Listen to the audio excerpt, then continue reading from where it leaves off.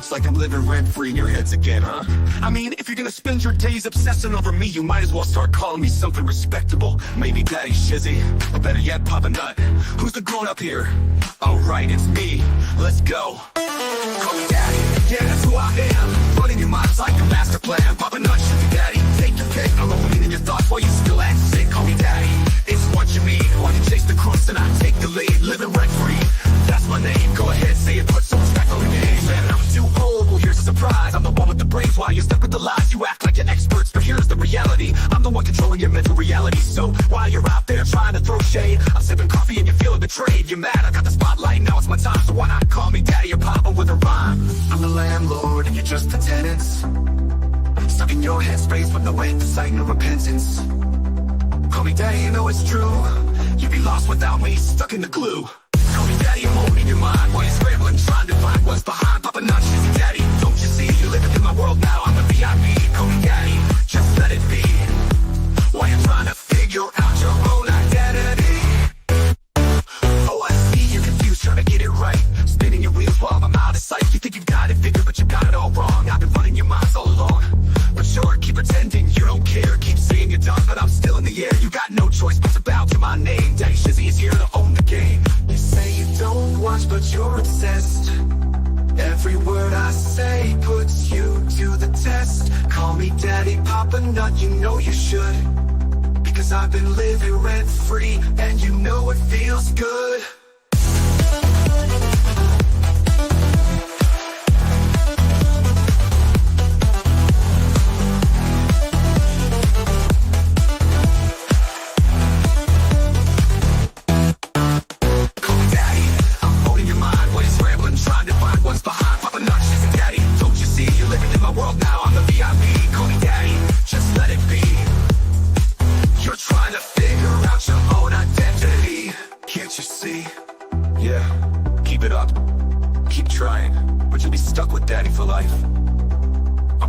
Shizzy Daddy, owning your headspace, and there's no escape.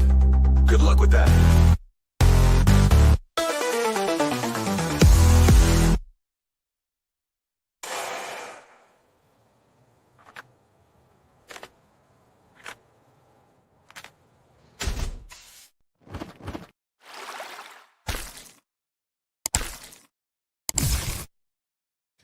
Good afternoon, everybody. I hope you're having a wonderful, wonderful day. It is absolutely crazy. Why is that not working? Looks like Rumble's having issues again. But hey, we'll see if it actually starts working on Rumble eventually. We'll see. Who knows? Rumble's really weird. So as you probably already know, there was a filing, not once but twice, followed by the judge's order. And as Max Labs likes to say right here, yes, BBB got his little bitch slapped by the judge. Thank you, Max Labs. That's awesome. Yeah, that's very cool. Yes, it was quite interesting that they don't know the simplest things about actually reading. Makes you wonder. I love the theme song. Thanks, Jack. I appreciate it. Welcome, welcome. This is a surprise pop-up. Well, no, not really. I mean, I scheduled this for, a couple hours ago. I was working on a bunch of other things. And I also have like it might possibly be the last reading I do of the weekly update on Karen Reed, because I'm going to be out of town for, well, I'm not going to be able to follow up on it for about 3 weeks. I'm going to be too busy to actually see what all is going on with Karen Reed. So it's crazy. Breakfast with the kids, birthday yesterday, mom's day tomorrow. You're so lucky. Well, congratulations and welcome, because we do appreciate it, and just for you. Mm-hmm. Oh my, happy birthday to you. Happy birthday to you. Happy birthday, it is your day. Happy birthday to you.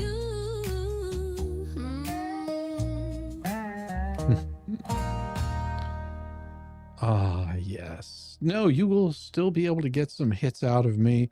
There will be some daily letter releases, but also while I'm out of town, whenever I have time, I'll probably be putting together, a little bit of work and going over those files. That's why I just don't have time to do Karen Reed, because next next week next week I will be in town, but the following week I'll be out of town, and then possibly part of Memorial Day weekend I'll be out of town. So I'm going to have to use my time sparingly, because I'm going to be really, really super busy. Yeah, he is definitely doing that. Phew, I love your morning shows too. Now the morning shows, I probably, for not this week. This week will be fine, but the following week, I'm not sure if I'll be able to do the morning shows, because I will be getting up really, really, really, really early to actually do some work. And then I will get you're welcome, Beth. Then of course, I'll be working, until practically it's going to be before sunrise till sunset. And I don't know if I'll be able to do much of anything, except for the work that has to be done. I'm doing some remodeling on some on a house, and I got things that come, 3D world takes a little bit more priority. But I will have a daily letter, and those are ones that have already been read. I've just gotten rid of all the other stuff around it, so all you have are those. I'm actually getting those filled up as we speak. Yeah, when we get to have fun. I don't know if I will actually get to have fun, but it is a joy. Don't tell me no morning shows tragedy. What will we do while I'm having my morning show? Well, the good thing is you'll have plenty to do. I would suggest, watch a little bit of Mo in the Deep End. She comes on a little bit later than I do, but she's definitely worth a watch in the mornings. Definitely fun. And of course, she is going over Karen Reed along with Baker and Valhalla Waits. And like I said, I'm going to be, I would be stretching it really thin if I tried to do everything that I do behind the scenes to get all of that done for you. And I don't want to leave you guys, I don't want to leave you guys hanging at all. I want you guys to have fun and enjoy the content that's out there. So this particular thing I saw today, and I thought it was pretty funny, and I'll let you in on it here. It says right here, it was the two fleas with their breaking news. John Cook files motion for summary judgment, and this is, although there's a stay on the case, so it's stricken. He'll have to refile it. Oh, oh, and of course they want you to see what Exhibit C is. Oh, tortious interference, your big ass. Ha ha ha ha ha ha ha ha ha. There's nothing in this case at all that John is involved in. Hashtag dismice. We'll go over the following tomorrow night at 10 p.m. But will they actually go over the file? Will they actually show what the judge had to say? Will they pull up what the judge had to say about, sit down, shut up, be quiet? No. And you say, well, what exactly was that sit down, shut up, and be quiet? Well, it was this right here. See, you got to understand that the judge wasn't playing whenever he said, hey, you know, right here, doc number 37, number 38. With number 39, he said, order striking 137, 138, motions for summary judgment. This case is currently stayed and no filings are authorized. See Doc 133. The clerk is directed to remove the PDFs from 137 and 138. And this is right here what the judge's order was, explaining to you this matter before the court. Motion to withdraw is, by Bruce. See ya. In the motion, defense counsel states he seeks to withdraw because his clients have discharged him as their attorney.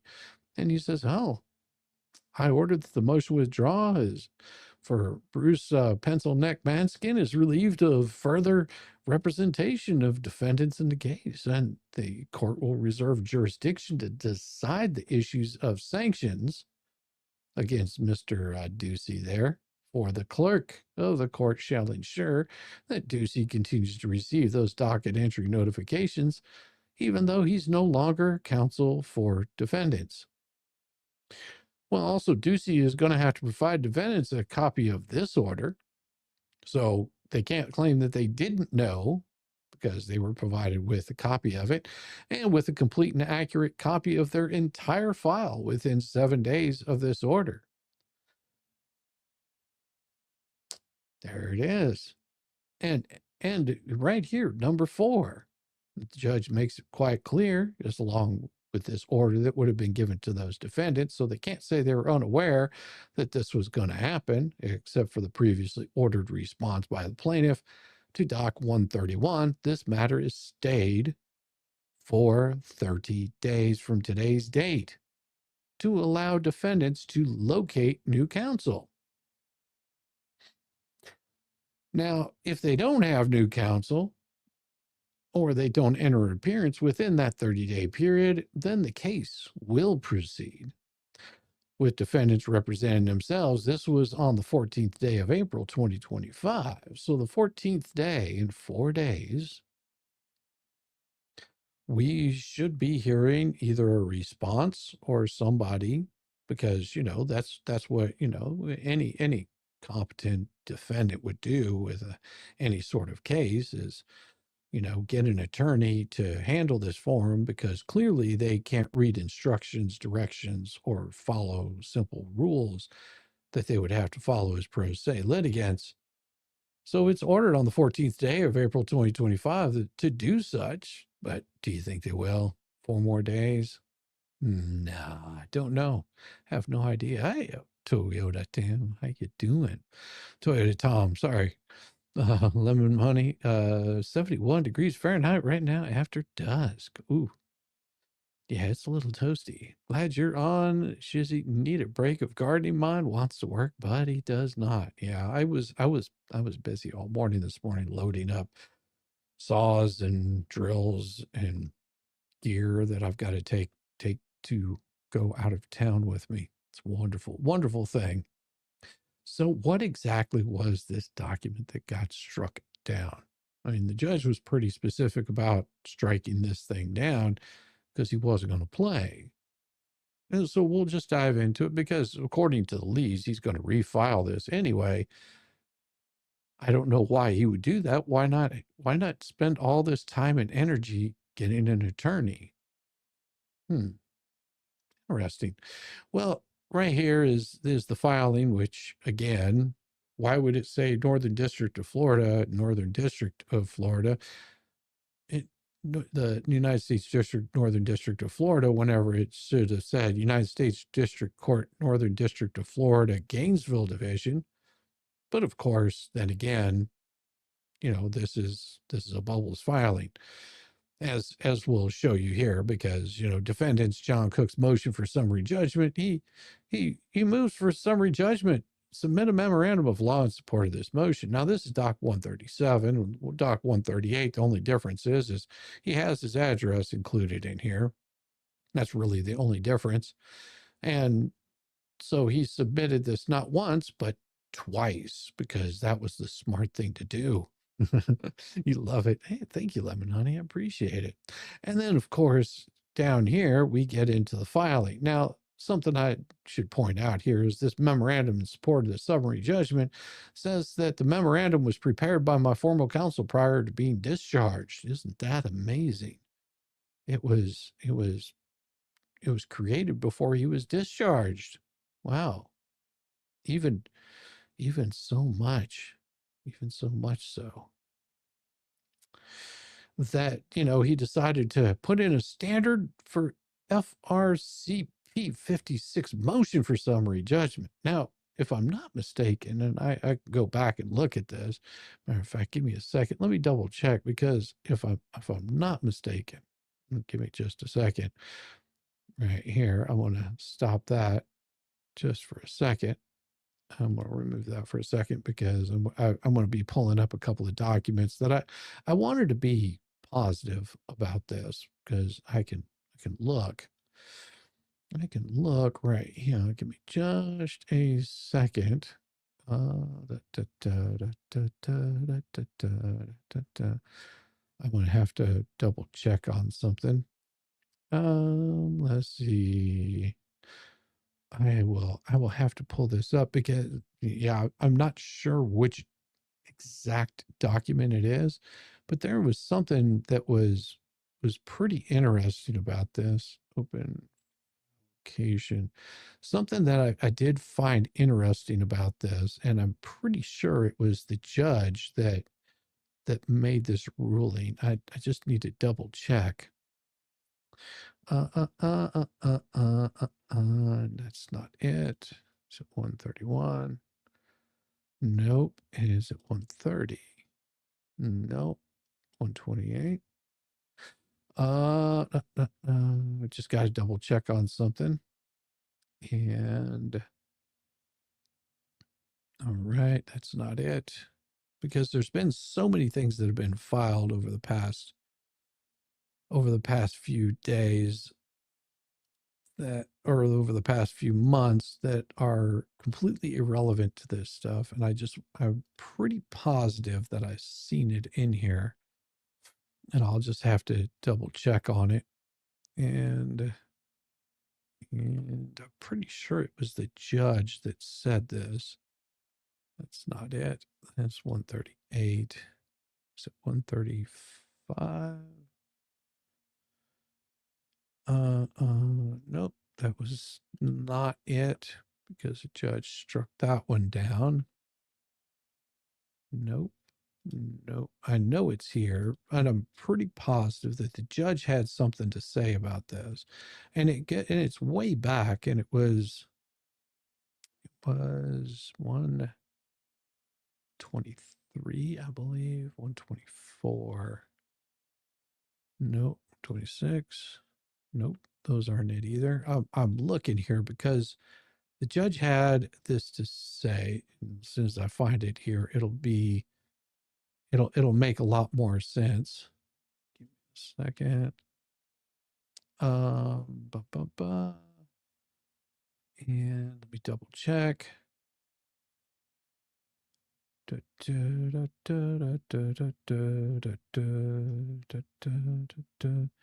I will find it here eventually. Was it 119? Nope. 120? Nope. 21? Nope. 23? 23.1? No. 24? Nope. It is not that either. Not that one. Not that one. Not that one. The judge said that no motions for summary judgment would be accepted in this case whatsoever until after discovery. And I can't remember the exact wording that the judge had for this, but the judge made it very pointed that there would be no more motions for summary judgment until after discovery was complete. So, in filing this, idiot, when the non-moving party has the burden and proof of trial to prevail its summary judgment, the moving party has a burden of either negating an essential element of the non-moving party's case. So, go ahead, John, seriously, file this all over again, because that's the smart thing to do. I mean, I would suggest maybe filing it 3 or 4 times, just to be sure that the judge gets the message. Yeah, hi, all you beautiful haters. I cried when your kiddos graduated. Sorry to hear that. Hey, all you beautiful people. So, of course, we'll break down more of this case right here. This basically is just wanting to, it sounds like a big bitch fest right here. Because they want evidence on the record. In the record, present additional evidence. Sufficient evidence. What's sufficient evidence? What sufficient evidence would be in here? Okay. So they've already done this. They've already done the initial responsibility informing the court. They've already, so every single part of this is completely irrelevant. And the non-moving party has the burden of proof at trial. The moving party is not required to support its motion with affidavits or similar material negating the opponent's claim, okay, in order to discharge this initial responsibility. And of course, more really intelligent work by Bubbles here. You know, he's really scraping the bottom of the barrel here. And so, of course, here he comes in as under trying to show what the elements of defamation is, but they've already got the elements of defamation according to their own words, which was publication, falsity, and the statement was made with knowledge or reckless disregard as to the falsity on the matter concerning a public official. But this would be the wrong one. This would be the wrong one altogether, because it doesn't have to do with anybody over a public person. This has to do a public official, and at least being negligent on a matter concerning a private person. And that's already been proven. I mean, that's already been shown. Even Bubbles admitted to these problems.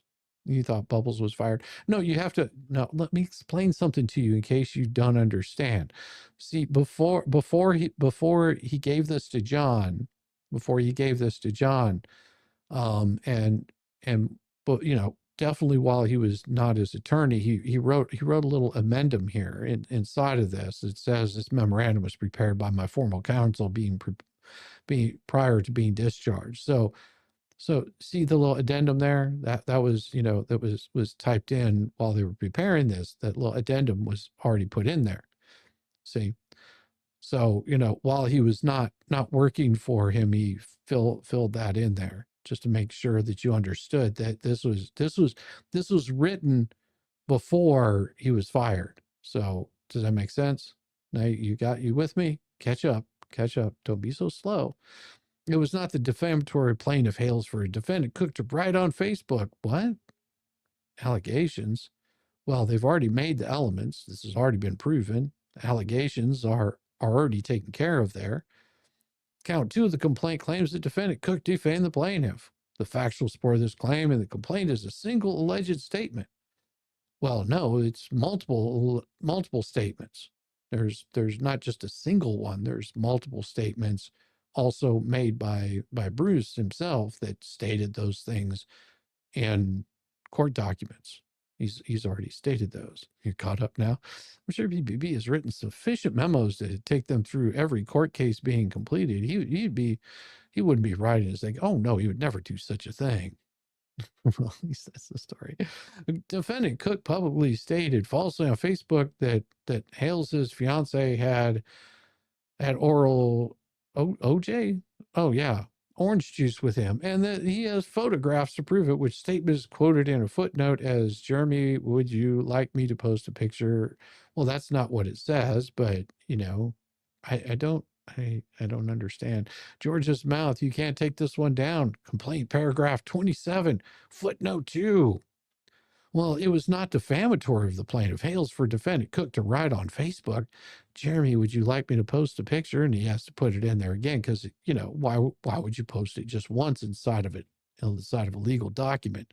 Assuming this was false statement of fact that George, the plaintiff's fiance, appeared in a photo on defendant Cook, if anyone would be defamed, it would be George, not the plaintiff. It simply is not a statement about the plaintiff. I guess you don't know how the law works, do you, Bubbles? Nor can the plaintiff show how such a statement caused him damage. Not true. It's already been shown how it can cause damage. Amazing, isn't it? Oh, and of course, the plaintiff did not seek to amend the complaint and add statements produced in response to his first summary judgment motion and or the present motion, because the judge made it very clear that the summary judgment is gone. No more summary judgments until this is done with discovery. So you have these are certain things that you have to do. You have to complete, discovery. That means, you have to open up all those little text messages you've been sending back and forth. means you have to show all of your computer documents and all the documents that you have. You have to show where your vehicle was at certain periods of time. And then also you have to show all these other things that they're asking for. You remember that little thing called discovery bubbles? I guess you forgot about that because you wanted this to settle out of court. We know how you are. Watching Reed Gay's BBB is a typical corrupt Massachusetts lawyer. I think he understands foreskinese. All defamatory. The same documents were also produced for extortion and tortious interference, because it goes to show all of it, you moron. Those pertain to Cooker, contained in docs number 2417, 24 through 26. It's expected the plaintiff will interpose yet more new allegedly defamatory statements in an attempt to overcome the present summary judgment motion. He doesn't need to, because the summary judgment motion, this current one right here, the judge said no more summary judgments. Stop. Until we're done with discovery, no more summary judgments. So stop filing summary judgments, because the judge is going to do the same thing he did with this one, except he might call your happy ass into the Gainesville division, sit down and have a nice talking with to you and make sure that you understand. And then if you think that you understand, he's going to double check on all of these citations that you're quoting inside your filings. And you're going to be expected to know every single bit of what those are about. And not just a brief summary of what those are about. You should be able to, if you're filing things like this, then you should be able to understand exactly what a motion means. You should be able to understand what the rules are behind filing frivolous things. And if you step outside those bounds, see, Bubbles won't get sanctioned anymore. It'll be you, John, or Lynette that gets sanctioned for filing frivolous shit, because he's going to make sure you understand clearly what exactly it is that you're filing. And if you say you know exactly what it is that you're filing, you're clear on the law, well, guess what? The judge is going to hold you to that, just the same as he would Bubbles. He will treat you in the same way as he does an attorney. And because you can't come back and say, well, I didn't understand that, I wasn't supposed to do that. He'll say, well, you told me, what the federal civil rules of procedure are. You can't claim that you didn't know anything about this in the first place. See, he'll call you in and he'll have a nice sit down, a nice little talk with you. And also you have to understand that the judge is also most likely in contact with these attorneys that have reached out to take over this case, to help you out with this case. And if for some reason you were denying them helping you out, he'll know that too. See, these attorneys actually do communicate with the judge, because they've possibly been reaching out to you. Yeah, you'll get one. Give me a second, Starzy. The judge will know. The judge will know. So if you think you're like trying to pull a slick one over him by attorneys saying, yes, we received these documents, we're more than happy to jump in and help you out with this case. If you turn it down, the judge will know. So you might want to reconsider whenever those documents come in, whenever you've got people reaching out to you that are attorneys looking to help you out in this case, to try to unscrew a lot of the screw ups that have happened throughout this case. You might want to take them up on that, unless, of course, you're having Bubbles try to sort through each one of them, which would mean he's operating for you still. Weird how that works, isn't it? Oh, or is that just part of the grift? See, you think you can get away with it. Well, I guess you don't know Judge Bolito very well, because he's made it very clear he's not going to play around with you. But hey, you do you. And Star Z is wanting one of these wonderful things right here. Oh, yeah. Every single day. Every single day. A new flavor of fuckery. Cause everybody sucks, you see. Oh, and yes. they're dumber than a bag of clots. Monday, bullshit. Tuesday, bullshit. Wednesday, and then 4 more days of increasingly stupid, yes. Thank ridiculous, you. ignorant, boulder, dash, poppycock, bollocks, and fuckery. Yeah, it all over again. Cha-cha-cha. And happy Mother's Day to all you fellow moms. Most definitely. Most definitely. So you have to understand why there was no need for him to seek to amend the complaint or to add statements because, well, the judge said no. Now, of course, the plaintiff did not seek to amend the complaint or to add any of the statements contained in 24 through 17 to 24, 26, or any of the statements contained in any of the documents produced by the plaintiff in response to discovery. The Eighth Circuit recently upheld summary judgment where the plaintiff sought to rely on defamatory statements in opposition to, but here's the thing, the summary judgment is dead in the water. It doesn't matter. And best friend, Rick Friend, comes in with being here for 4 months. Thank you, sir. Welcome to the It's shit a show. beautiful day. Every single Mother's Day is right around the corner. A new flavor Before you know it, go out and hug your mother, show some love, give them some love, give the mother some love coming up tomorrow. And then 4 more days of increasingly stupid, ridiculous, ignorant, boulder, dash, poppycock, bollocks, and fuckery. Yeah, it all over again. Oh, yeah. That's right, Starzy, the hidden bad girl in you. Hey, you're a bit late. It's all right, missing. It's okay. It's okay. You're welcome, Bad Hook. The district court correctly refused to consider defamatory statements Grayson alleged in his opposition to summary judgment that he had omitted from and never sought to add by amended to his Second Amendment complaint.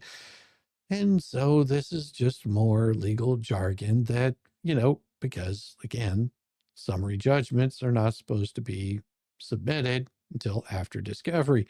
Amend her complaint through argument, a brief opposing summary judgment. Well, although the plaintiff raised them for the first time in opposition to summary judgment, even if they are considered, they are nothing more than a hodgepodge of opinion, hyperbole, and insults, none of which are actionable as defamation. If they were, the courts would be inundated by people like the plaintiff every time their feelings were hurt or they were subjected to a nasty comment on social media, regardless of whether it was intended to convey his fault. That's not true. So defamation is defamation. That's the problem. Whenever you defame somebody, it's considered defamation. So they've already met the standards of the case, and they've got you. As a general rule, the plaintiff cannot base defamation. Well, he already did. It's already there. The defamation's already there. It's already been proven. Oh, and more legal jargon that isn't going to matter to anybody. And of course, the statement considered rhetorical, hyperbole when the language itself negates the impressions the writer had, seriously maintaining that the plaintiff committed the particular act forming the basis of the defamation. Well, you also have to understand that it's different being a plaintiff and being a defendant. And of course, the tortious interference with a business relationship or the existence of a business relationship, knowledge of the relationship, which they've already proven, and an intentional and justified interference with the relationships by the defendant. Yes. So all of those are so far have been shown because you won't attend the depositions or complete discovery. You won't hand over the information that's being asked of you. Remember those documents you were supposed to hand over? Well, you haven't handed those over yet. All of that information that they're asking for in discovery hasn't been handed over yet. Amazing how because if you, and by the way, if you do destroy it, just a quick FYI, if you do destroy it, every single bit of it will be considered as that you agree with what was in those documents and what's alleged to be in those documents. And don't think that they don't already have copies. You're still supposed to turn over those copies because there may be things in there. There may be things in there that go to show, well, no, you actually didn't. That's why you hand those kinds of things over. So this way you can sort of prove your innocence along with all of that stuff. But of course, you haven't figured that at all yet in any of what you're doing, because this is just avoidance. And of course, in Florida, plaintiff may properly bring a cause of action alleging tortious interference with present and prospective customers, but no cause of action exists for tortious interference with business relationship to the community at large. Well, that's not true, because this is the customer. See, you have to understand they are showing exactly interference with present and prospective customers. Okay. You've already done that. And of course, right here, more legal stuff, trying to make their claim. The cause of action cannot be established by proof that the defendant interfered with the relationship between the plaintiff and the public at large. But yes, it can. See, because you're supposed to hand over all those documents where you were doing that. You know, the documents that they asked for in discovery that Bruce has failed to provide to you. Yeah, if you read the documents as much as you read this one particular document, you definitely, filed under, your own intelligence, then you would understand that the rest of those documents explain to you what acts of discovery you're supposed to be doing. But of course, you didn't do any of that. No, you just took what Bruce handed you and said, "Oh yes, file this. This will delay it even longer." It would not to amount of tortious interference. Yeah, it did. Okay, but you're only going by what's defined in Ethan Allen and Ferguson. Well, that's wonderful. Single action rule precludes recasting defamation as tortious interference. Ah. Preston Cook used their defamatory statements to persuade Hale's customers to stop supporting Hale's. Well, and of course, you try to say that there's no further facts alleging as to how the defense persuaded customers because discovery is not over. That's why a summary judgment isn't done yet. See, there's a chance for you to hand over that information that's been asked of you, but you still have not done that. Well, and of course, now you want to bring up a live deposition on December 19th in front of the court. The plaintiff admitted the phrase "use their defamatory statements to persuade customers to stop supporting Hales" was a contrived phrase devoid of any meaning beyond making the statements themselves. And this is where we get into part A. Well, they said they're innocent. Why would such odd, honest, good, God-fearing folk need any proof? By golly, I bet they would give that guy a good handshake too. Well, here's the interesting thing is, and I'll show you where they're talking about it, because they want to pull up paragraph 31 and try to pull this one up. And of course, then they're going to go to and if you read this in the context that it's put in, it's only a small snippet of what this is.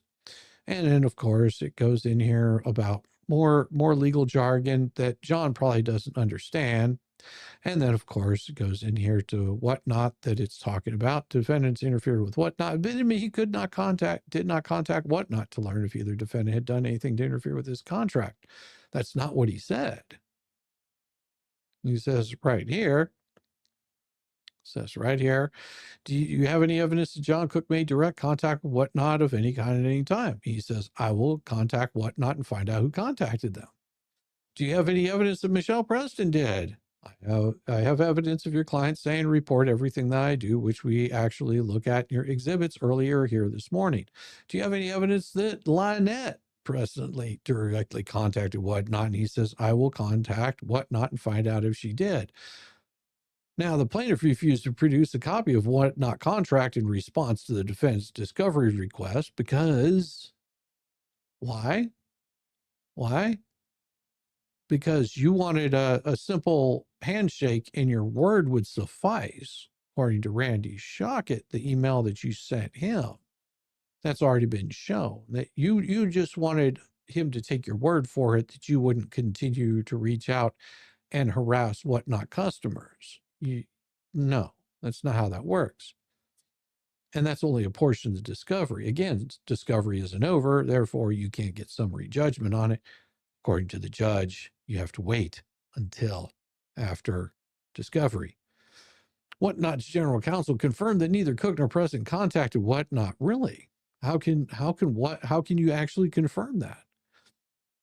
Because see, those would be private business relationships, and who are you actually contacting? You contacted Whatnot, really? Really? Or did you contact somebody that represents Whatnot? Because there's a big difference between reaching out and contacting Whatnot and reaching out and contacting counsel. And also, if you were doing such a thing, reaching out and contacting Whatnot like that, wouldn't it be interesting that wouldn't Randy be copied on that email with communication, just so everything's out there and everybody sees it, like Randy did with you? And what did you do in response to that, Brucey? Well, of course, it says see Exhibit C. Whatnot is not identified by any communications from a John Cook or Michelle Preston regarding Mr. Hales or his Whatnot account. Well, and here's our conclusion. Uh-huh. Now, as you notice, he didn't sign this or date it as far as his certification saying that he mailed it, but in the second one, he actually did have the signing that he emailed it on the 9th. Well, and here he goes with Exhibit A, which Exhibit A is just basically pulling from this particular piece. Footnote 2 there, the answer is no. There's no words you can point to that constitute demand for pecuniary advantage. Well, I was like, okay, so what was said before all of this? Because that needs to be put into context. Well, let's back it up just a little bit right here. And if we back it up just enough, you will see. All right. What do we have right here? Meaning all of her social media posts. So every day, even present time, every day you do a monitoring of whatever Michelle Preston posts. Jeremy answers, yes. You go to several Facebook groups. Yes. What are they? And of course, Jeremy responds, to my knowledge, she had 13. Now, currently, what I monitor is Otter Creek Friends and Family. It's a shelter and tortoise rescue, and her, the third one, as I do her marriage page, and I also monitor her YouTube, and I monitor everybody associated with her on YouTube to collect all of those defamatory statements. And you do this every day? Jeremy responds, every day. What time? Do you have to have a set time you do this? No. How long does it take you? I don't have a set time when I do it. It's not a set time when it happens either. Some days there may be defamation, some days there may not. For example, last night there was a 5-hour plus defamatory live stream, which she's participated in, which I have every screenshot of everything she said, you said, and he said. And can I please finish? And of course, he says, no, sir, you can't finish. It's not responsive. I'll move on to my next question. But if you listen to what the court says, Judge Bolitho says he's answering the question. And then he says, oh, good. Sometimes it can take 5 hours and 56 minutes. Jeremy's continuing on. Sometimes it can take 5 hours and 56 minutes, as last night's did. For example, she made many comments. You made comments, and John Cook made comments. And of course, right here, Bruce avoids it and says, Mr. Hales, I only asked you whether you do it every day, and you answered the question. I appreciate that. Now, what does it immediately refer to in paragraph 25? Immediately begin relative to what? He says, please rephrase your question. And he says in the first line of paragraph 25, it says Preston Cook immediately began publishing defamatory statements. Immediately relevant to what? So in regards to the complaint when Lynette and John did not get what they wanted from me, which would have been money, gifts in kind, promotion online, then the time frame when I said no, then immediately starts the defamation. The question is, I understand. The answer is it's a period of time. Question. Look at number 27, paragraph 27. If you would, please look at it. Look at it. Read it out loud. And he says, in May of 2023, when Hales returned from Ohio for a town meeting, Cook, 1, pulled a pew-pew on Hales as Hales was driving by on a public roadway to enter Hales's own property. 2 trespassed in his truck onto Hale's property with a pew-pew, and when Hales confronted him and requested him to leave, Cook told Hales that if he moves one step forward, he would see something go bang, and 3 maliciously threatened to do injury to Hales's reputation with intent thereby to extort a pecuniary advantage right here, and accordingly publicly stated falsely on Facebook that Hale's fiance had oral sex, OJ, with him, and that he has photographs to prove it. And he says, did I read that correctly? And Jeremy says, no, you did not read the footnote. He says, oh, I'm not reading the footnote. Did I read paragraph 27 correctly? And the answer is, I believe that without reading the footnote, the full paragraph. And then, of course, Bruce interrupts him again. Did I read paragraph 27 accurately? The court responds. The judge steps in and says, if he is finished, answered, then you can ask the question. And Bruce ignores the judge and says, did I read paragraph 27 accurately, Mr. Hales? Jeremy says, no, you did not read the footnote, which is part of paragraph number 27. And then again, ignoring what he says to him in an answer is number 2 in paragraph 27. So reference to the same video that Exhibit 91 showed the link for, which we referred to as gay bashing video. And he says, yes. Is there a police report about that? Answer is, I don't, most likely, but I don't know 100%. Question, is there a police report for the number 1 incident? Pulled a pew-pew on Hales as Hales was driving by on a public roadway to enter Hales' own property. He says, yes. Did you file a police report? Yes. Is that something you can produce? The answer is yes. Is number 3 referenced in paragraph 27, reference Exhibit 88? Yes. Where is the intent to extort pecuniary advantage in these statements in 27? Now, if you'll see right here, we're at 365, and right here is where we're getting into page 370. So we got about 5 more pages, but you have to understand the interaction that's been happening before this. So he says, was there intent to extort? Objection to form. And then so he reads off the footnote. So as he's responding to him. So footnote paragraph 27, page 6, Cook posted, Jeremy, would you like me to post a picture of my thing in George's mouth? You can't take this one down. And Matzkin says, okay, you got your footnote in there. Well, yes, but can I please finish answering the question is what Jeremy says. And he says, no. And the answer that he says is, please don't interrupt. And then, of course, Brucey gets upset and says, I strike the question. And the court steps in again and says, hold on, let him finish, and then you can ask your next question. If you don't like the answer that he gives you, you can ask the question again, or you can rephrase it. Pretty simple, right? He's getting all yappy and rude to Jeremy, as he is. Now, he continues on here with Mr. Matzkin says, well, I appreciate it. I've got a feeling he's filibustering with time. That's all, Your Honor. No, he's wanting to make sure that if you're going to start quoting things that are on the record, that you quote them properly. That's not filibustering. That's giving you the full and complete answer, not just a partial answer. So his question would be, where in 27, where in the footnote is there a demand for pecuniary advantage? Footnote number 2 under paragraph 27. And if I read too fast, please slow me down, but I'm trying to speed up based on his allegation. Jeremy, would you like to post a picture of my thing in George's mouth? You can't take this one down. In regards to that aspect of defamation, extortion, and the advantage, they wanted money. They wanted gifts in kind. They wanted promotion on all of my platform, and they did not receive it. Therefore, when they then started this harassment defamation thing, such as John Cook saying, Jeremy, would you like me to post a copy of my thing in George's mouth? You can't take this down, and many other things, as we see in 28. Jeremy Hales graping my daughter. And then, of course, Bruce gets upset and says, Your Honor, and Jeremy continues on. Jeremy Hales has to go. What the hell's Jeremy Hales? Ohio rapist. And then, of course, he starts yelling at counsel, his attorney, and says, "Counsel, I ask you to control your client." And Jeremy continues on. He is answering his question in full. Does it say that? No Ohio rapist in Levy County. Please stop Jeremy Hales. Jeremy Hales needs to go. No child rapist in Levy County.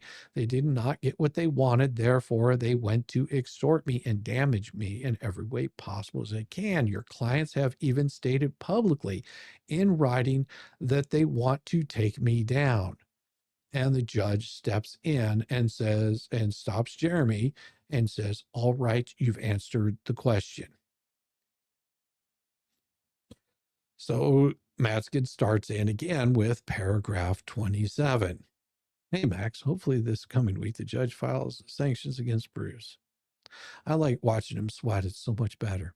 Where in paragraph 27, including the footnote, is there a statement demanding pecuniary advantage? Within the written paragraph 27 and the footnote, where is there some statement demanding pecuniary advantage?" And Jeremy responds, "I believe it's in the totality of the complaint." He says, "Okay, paragraph 30, please. 333030. Manskin says, "I'm going to read it out loud." And now we're getting to 368. Now remember, what 370 is where all this has been leading up to. Okay, I'm going to read it out loud on or about May 28, 2023. Preston, now just remember that's been almost a year ago. Preston posted on her social media that one quote, "I'm going to stand tall, not let Jeremy Hales hurt me ever again," unquote. Two, she will, quote, "put a cap on," quote, "in the ass of anyone who messes with her." And three, quote, "I am done with it. You met your match, Mr. Hales," unquote. Where are these posts? Answer is online on Facebook. Did you see them? Response is yes. Why aren't they? Strike that. Where in paragraph 30 is the demand for pecuniary advantage? He really was in on this pecuniary advantage. The demand is in the complaint. That's the totality of this whole thing. Okay, within paragraph 30. So you're wanting to, okay, how about this? What about paragraph 1? Where in paragraph 1 is the totality of pecuniary advantage? It's a ridiculous question. It's a trap question. You're never going to get the answer out of it until you read the totality of everything.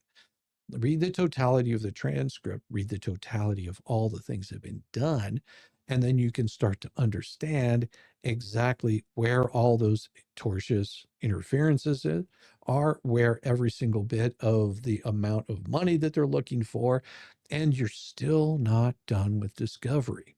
No, because the complaint is the totality, not just the paragraph. That's Bruce is not understanding this. Okay, so the answer is no, that's not what he said. He said, because he's asking where it is within paragraph 30.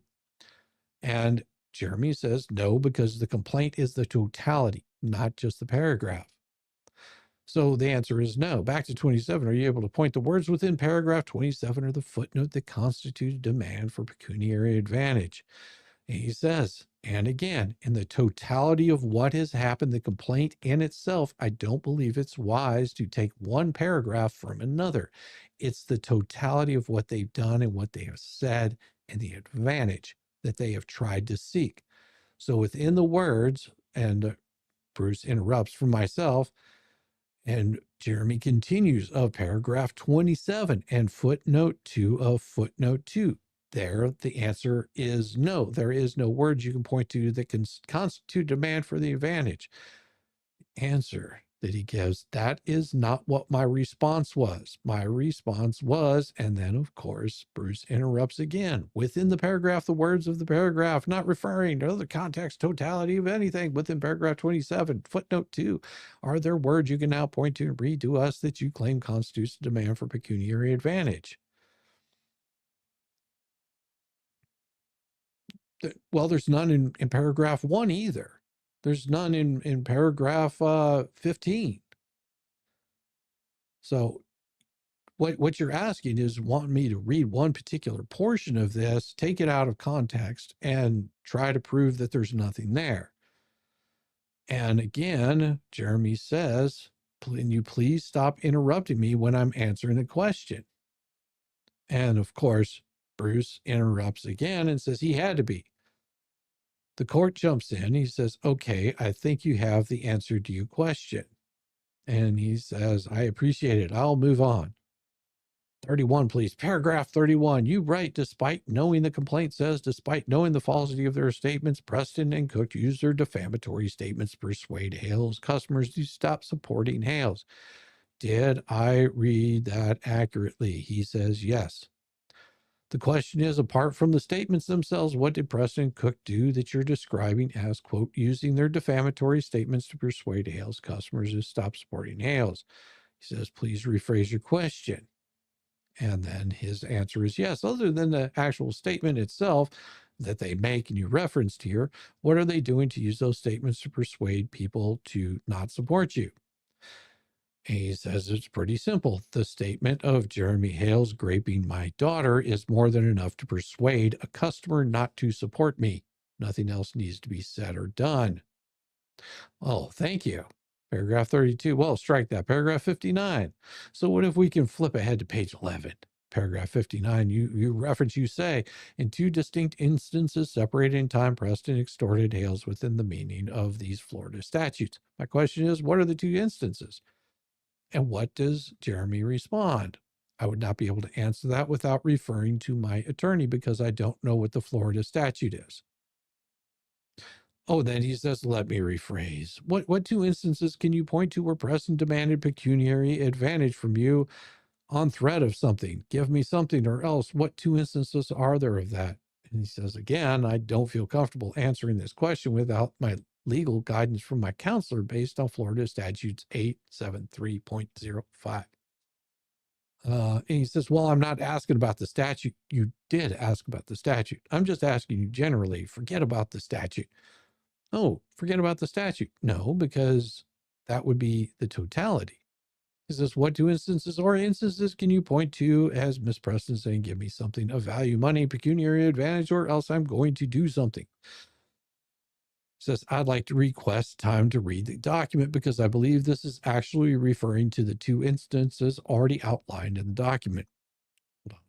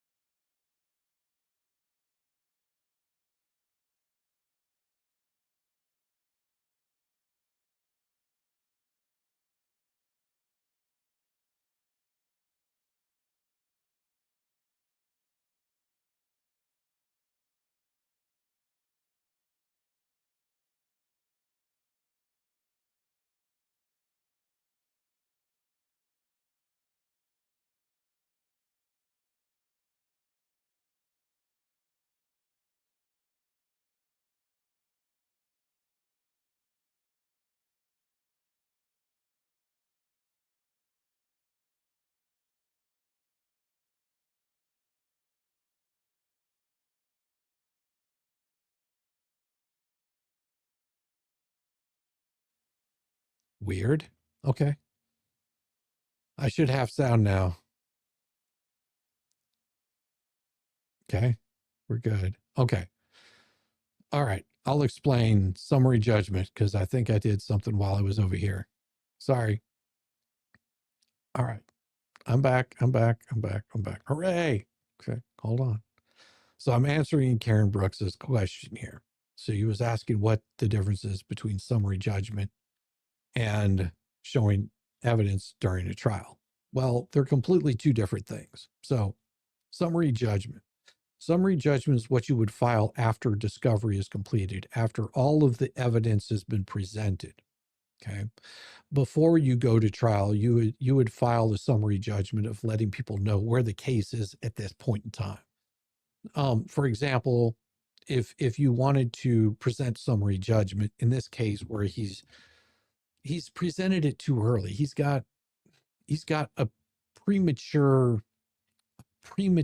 thing that's happened, and it's just exploded everywhere before he's got it to the finish line. So it's a problem. I know, I understand that this can be a problem with some guys.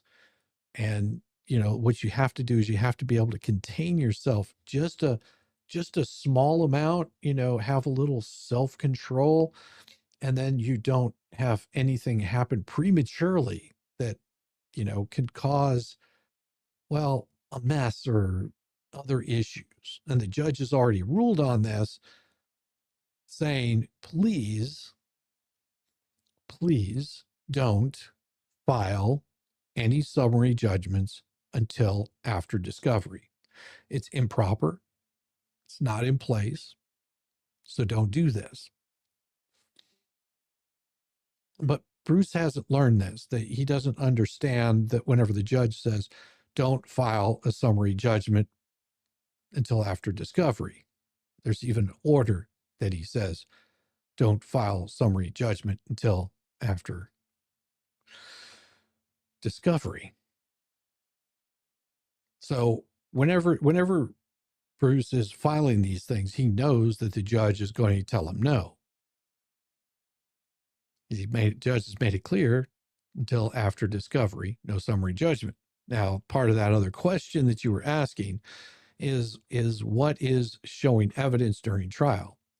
So showing evidence during trial are things that would be admissible according to the court, following the rules and procedures. So say, for example, and I'll just use this as a really nice example. Say, for example, they've completed this deposition. Okay. Deposition's been done, and they want to present that as evidence in a trial. Okay. The judge has to allow those things to be brought in. And then once the judge says, absolutely, you can have these parts of your discovery presented to the court for trial. There's also things that the judge is going to say, no, you can't show those. For example, he wouldn't be able to show document 37 and document 38 because those were both stricken. Those would be things that the judge says, no, you're not going to be able to show those. They're completely irrelevant to it. A lot of these the judge will rule on as those things are coming in. There'll be plenty of motions made before the trial starts that will also be kicked out. Throws candy at Roberts to get out. Oh, get out of a tag. The judge hasn't seen any of the submitted evidence yet, has he? It has to be presented in court to be added, right? Correct. And that's why showing summary judgment doesn't do any good. So, of course, he'd like to actually request time to read, referring to the two instances. And he says, oh, can we do that on a break, Your Honor? And he says, the court judge says, instead of being moved past this question, then we can come back to it again if you have time. And of course, Ducey says, okay, we'll move on from this because, well, that's what he does. So he never got an answer out of this. But according to this right here, the question is apart from the statements, and we go down to page 371. But that's as far as he goes. Because, as you can see in 372, he never got his answer. I'm not asking about the statute. I'm just asking about generally. I would like to request time to read the document because I believe this is actually referring to the two instances already outlined in the document. So he is trying to claim right here that he got his answer. He's trying to claim that he got his answer. And if you read the full context of the actual document, of the actual deposition, he never got his answer. He never asked it again, but he never got his answer. Make sense? All right. Now we're moving on. So Exhibit B, he's going to bring up some more of this right here. Let's see, where is he at in this one? Page 384. So what happened on 384? So we're at 372, and we're going down about 10 pages right here, 380. Number 2, number 3. All right. I need to move on to Emits and Paget, and all of those did it. So he leaves that part out of it, of course. 381. What did I say? It was 382. So it's 384. All right. I'm just reading to get some of this into context. Here we go. Here we go. So it starts at 381. So that's where we're going to kick it, right here at 381. So what's the difference between Deanna West, who knows the signs were false? Sorry. So he moves on. Now you identified 3 contracts as being interfered with, Olight, Facebook, and whatnot, correct? And he says, are you referring to Exhibit 75 again? I'm asking you right now, sitting here, not referring to an exhibit. Okay, not referring to an exhibit. Is it your testimony that my clients interfered with Olight, Facebook, and whatnot contracts? He says, yes. He says, okay, do you have an actual contract with Facebook? Yes, a written contract. So terms of service for monetization is a contract.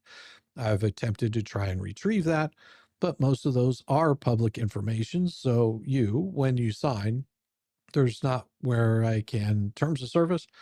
So I can't just go in and print off Facebook. It's true. I got you. But terms of service for monetization, correct.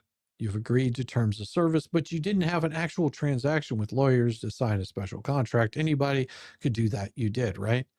He was like, they do it. And, but did you have an actual contract with whatnot? He says, yes, I do. All right. And you claim that my clients interfered with that contract.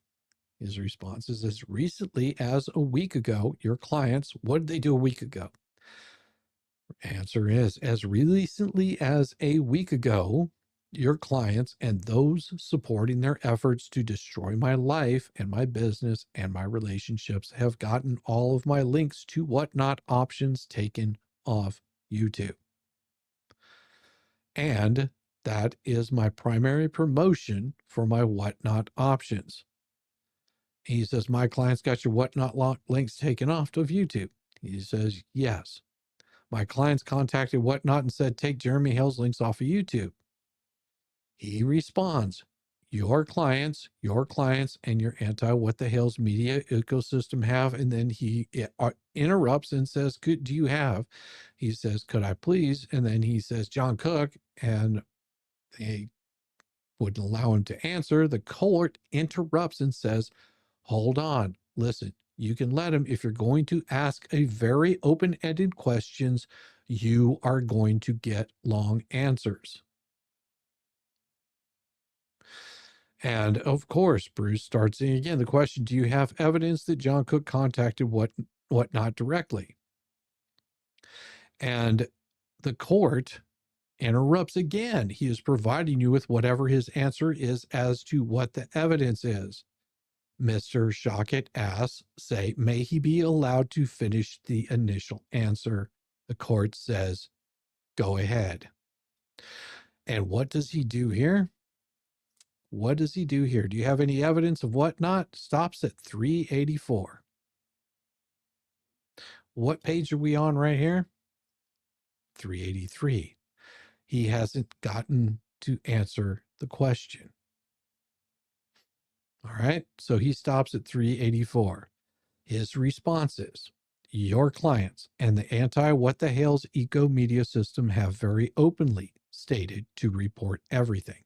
Take him down, get him removed, and report his whatnot, report his options, report on whatnot, report YouTube, report Facebook, report everything to the point where YouTube did remove all of my links to my options based on the reports of what the anti-what the hell's media ecosystem, which is my main marketing towards my options, which is supplementing my current loss of income on YouTube and Facebook, which now I'm going to lose income on Whatnot as well due to it.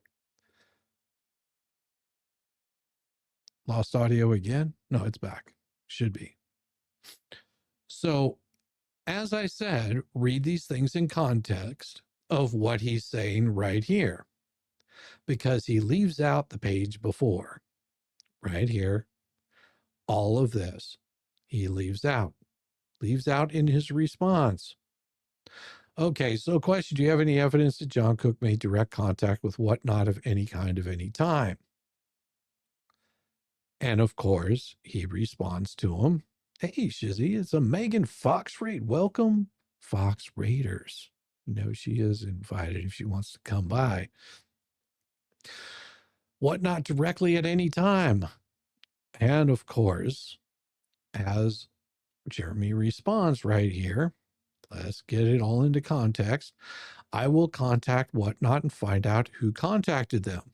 Do you have any evidence that Michelle contacted Whatnot directly at any time?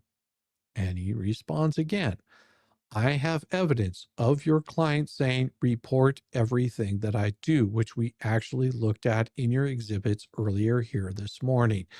And he responds, and his question is again, do you have evidence that Lynette Michelle Preston directly contacted Whatnot? His answer is, I will contact Whatnot and find out if she did.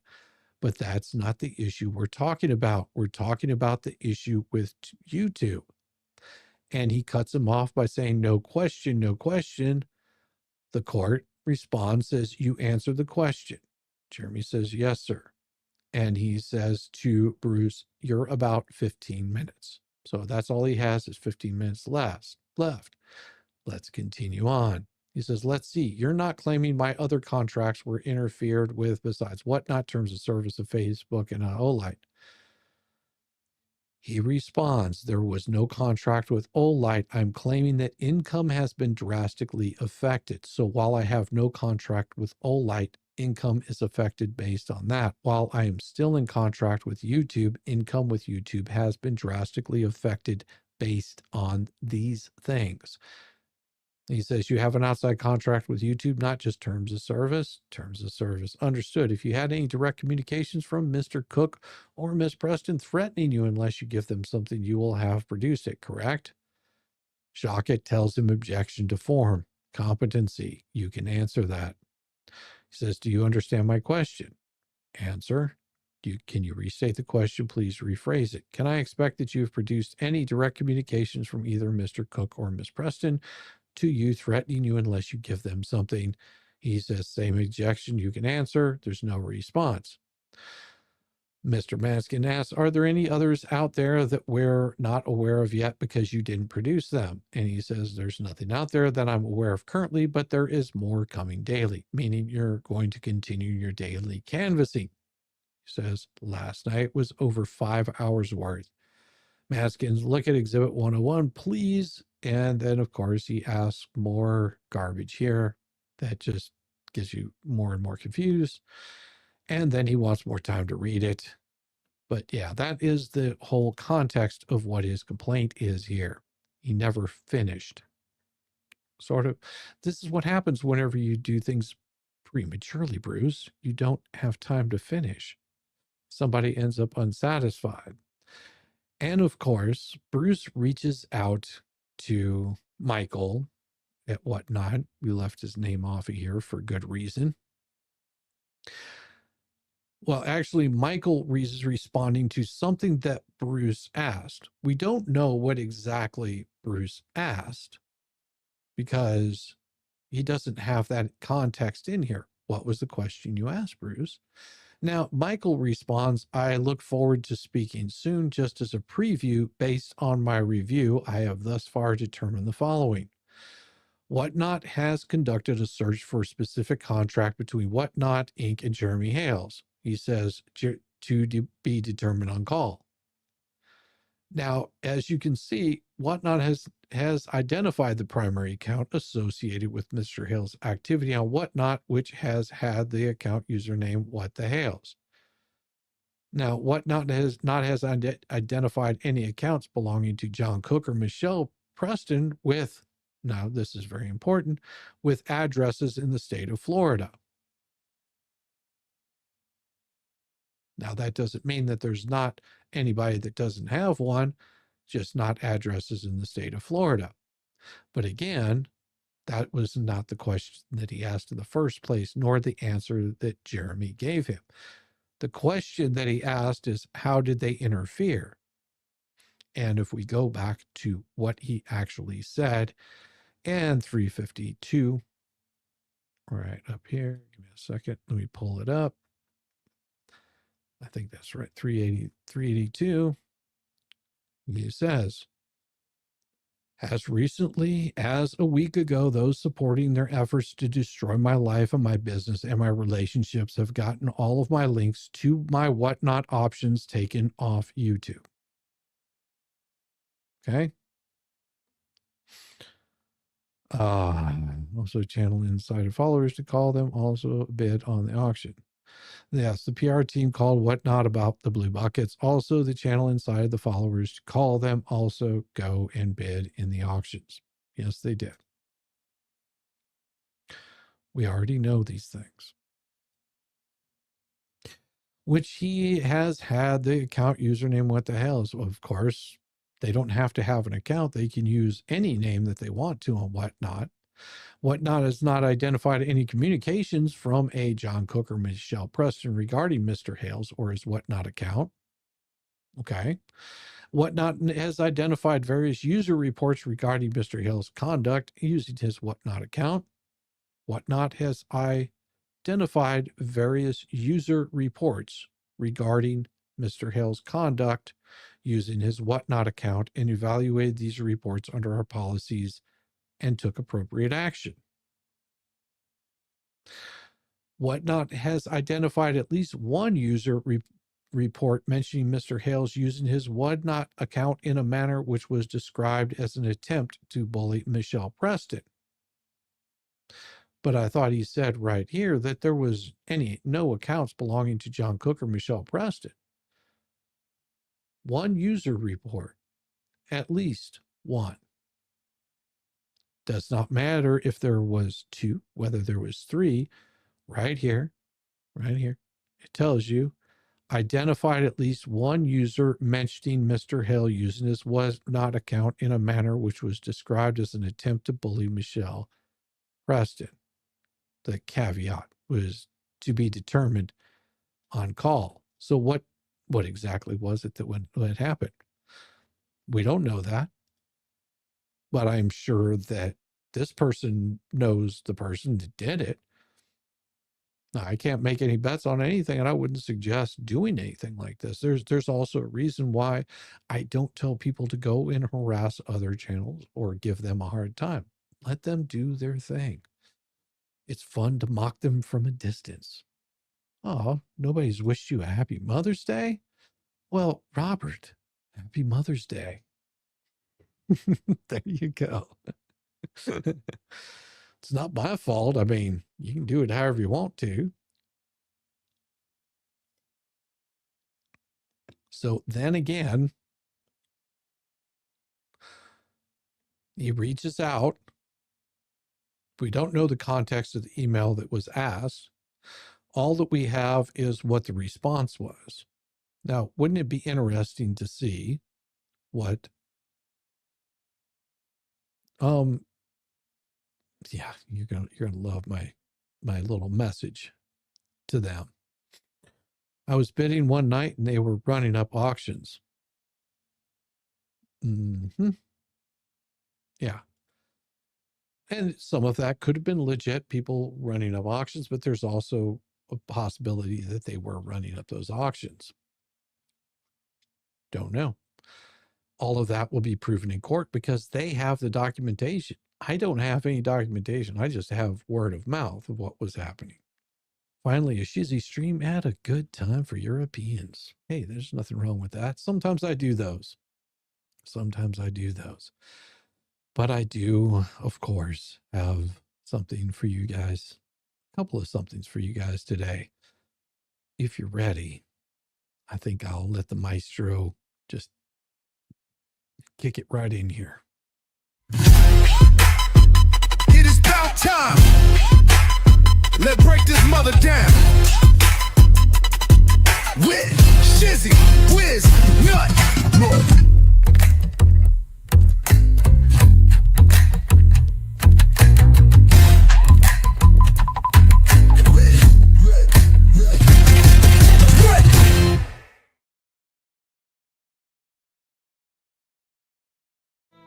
An open letter to Bruce Matzkin and John Cook, the clown brief that struck itself. Dear Bubbles and the Cucked Goose, if there were ever any clear case of legal malpractice, gift wrapped in delusion and sealed with a greasy thumbprint of desperation, it's document 137 and 138, or as we know them, the motions that got yeeted from the docket because you can't follow basic rules. You filed identical motions during a stay after being fired, using a transcript you misunderstood, and then got them struck by a federal judge who told you both, and I'm paraphrasing, sit down, you're done. Let's be clear, you didn't just mess this up, you set fire to the rule book.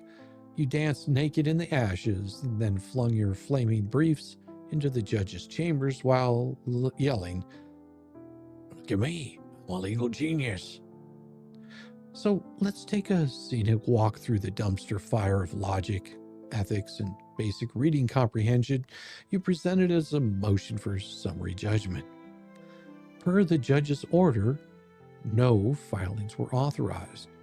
So what did John Cook, with the guiding ghost hand of Bruce Pro Hoc Vice Squad Matzkin do? Oh, file 2 unauthorized motions on the same day with the same document. And both got struck by court order. Well, that's like crashing your car into a police station, then ringing the front desk and saying, "Sorry, I parked in a no-file zone." This is complete brain-dead incompetence. But sure, Bruce, tell us again how you're being chilled by a YouTuber with a camera and a case file. You selectively quoted from Hale's deposition, but left out context that directly contradicted your point. But you claim that plaintiff admitted under oath that there was no specific contract interfered with.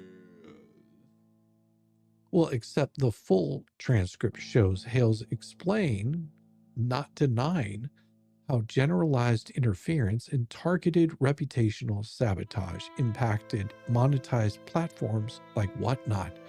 Whatnot's general counsel confirmed user reports prompted action. But here's the kicker. You argued it wasn't interference because Cook didn't send the email personally. That's how defamation works. So let me spell it out for your foggy, pot-smoked, addled brain. You don't have to press send to be liable for a targeted defamation attack. You don't have to lick the envelope to be liable for mailing poison, and you sure as hell don't have to pull the trigger to be part of the firing squad. You're trying to hide behind the "I didn't send it" defense like a child shouting, "But I didn't touch it," while standing next to a shattered window holding the rock. And you want the court to take this argument seriously?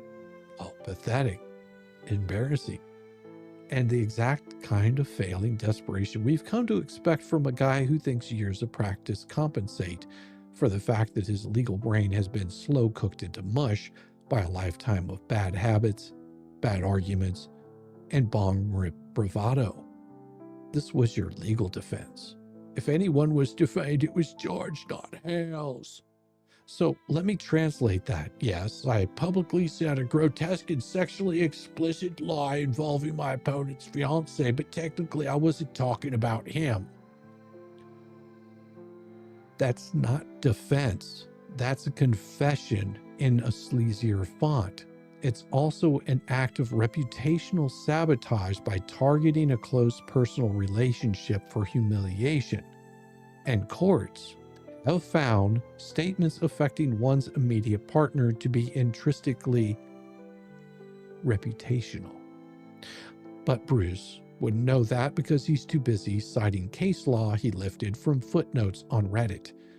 You claim the court can't consider anything not in the original complaint, yet you also cite Grayson v. No Labels to argue that all the new evidence must be pled, while ignoring that Jeremy Hales has already sought leave to amend, Doc 40 and 47, and you oppose them. Then you cry foul when the result didn't suit you. That's called hoisting yourself up with your own fraudulent petard. You can't call foul on evidence while also arguing against the opportunity to include it. Your summary, Hales didn't list each customer, so the claim fails. Well, and here's why that's so idiotic. Because social media influencers don't sell widgets to track clients. They earn through platform monetization, viewership, and ad revenue. So reputational smears that cause mass unsubscriptions and deplatforming are interference with business expectancy, as multiple courts have upheld. Hales has been fighting being removed from monetization platforms, YouTube, Facebook, and whatnot, due to coordinated defamation campaign in which you and your supposed former client proudly participated, as well as promoting others to do the same. You don't need the name and address of Miss Subscriber number 432 to provide damages. But then again, Bruce, you do struggle with basic math, which is why Judge Bolitho had to remind you what a calendar is when you missed service deadlines. Judge Bolitho didn't strike your motion. He ordered both entries removed from the docket entirely, not denied, not ignored, struck and deleted. Now that's rare. That's a bench-level contempt for what you tried to pull, filing pro se while still pretending to not be under Matzkin's representation during a stay, using a ghost-written brief that's already been laughed out of prior hearings. Well, it's not just malpractice, it's a cry for help wrapped in a legal formatting. So let's not skip this because, oh, Bruce, this is the part where you really, truly shine like the incompetent ambulance chaser that you've become. You, Bruce Bubbles Matzkin, the man who's been practicing law longer than some of these junior clerks have been alive, who's puffed away more brain cells than a competent attorney has active legal clients, drafted this summary judgment memo before Cook fired you. Well, let that settle in for a second. You wrote it while under sanctioned threat. You handed it off like a dime bag in a college dorm hallway. Then Cook, blissfully unaware or just ignorant, filed it twice without even understanding what's inside. That's right. Cook doesn't understand what he signed because he's basically a lost toddler holding on to the hem of your stolen robe, Bruce, hoping you know where the hell you're going, but to no one's dismay, you really don't.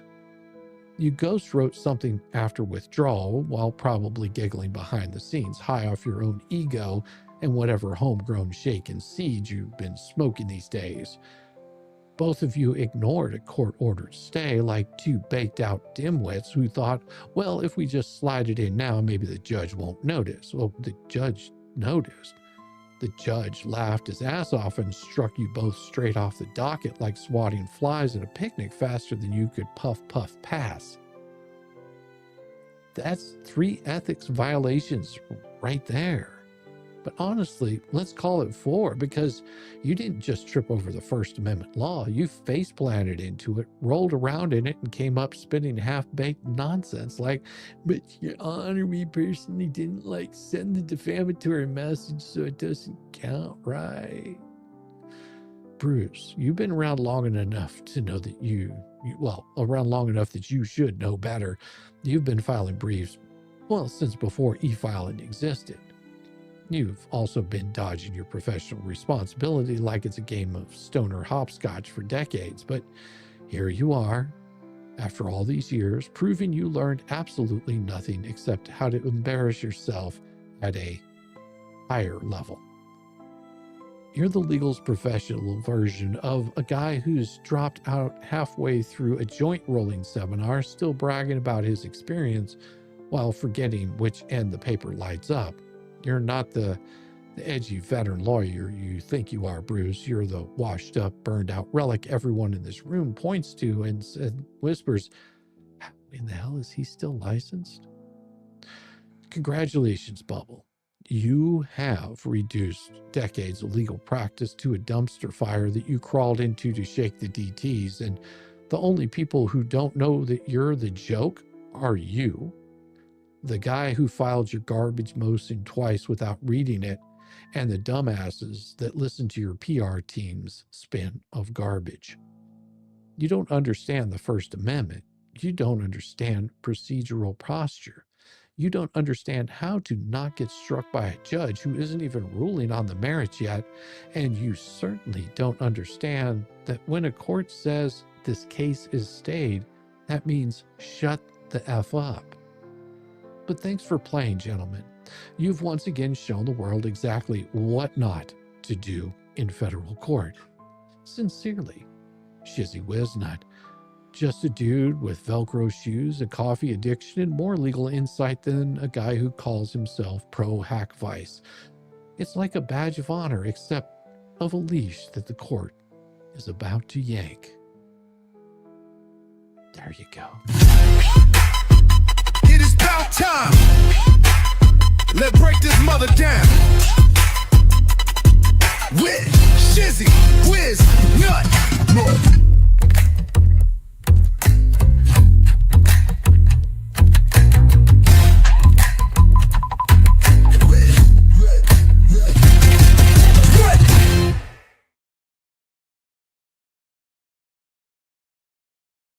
Oh, yes. Thank you, thank you, thank you, thank you very much. Hey, Max, everyone, please hit that thumbs up button and share the stream legal for me. Anyways, hello, everyone on the catch-up crew. Welcome, welcome, welcome. Thank you. Yes, yes, I took 13 this entire show. Hey, yeah, I mean, you do you. I would just suggest, doing some other really interesting stuff. 157K on Mickey Mouse pins. If it were one or two betting up, but that night there were 10, it was constant. Eventually got the coin I wanted for $50 on another seller's auction. I love petard hoisting. Very well done. Well, see, but this isn't where all of it ends.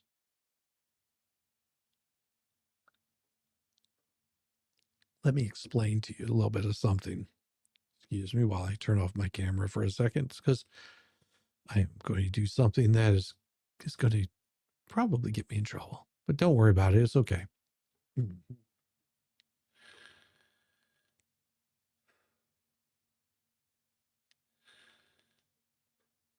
All right. Here we go. Yeah, justice for Peanut. Freedom seeds for Peanut. Sorry about that. Okay, let's see. Where do I start? So there's been some stories going on out there about Jeremy Hales's divorce. Okay.